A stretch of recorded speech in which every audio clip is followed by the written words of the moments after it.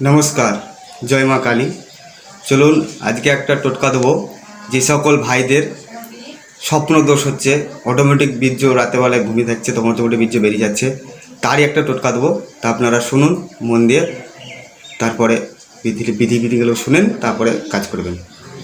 তো কি করবেন, সোমবারের দিন একটা কালো ধুত্র গাছের কাছে যাবেন। কালো ধুত্র গাছ আপনারা সবাই চিনেন।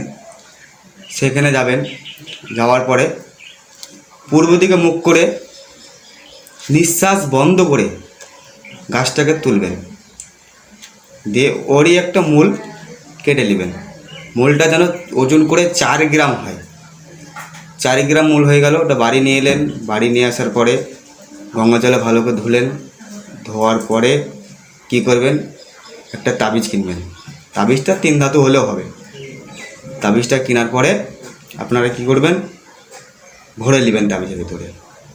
ভরে নেওয়ার পরে মোম দিয়ে তাবিজটাকে আঁটিয়ে দেবেন।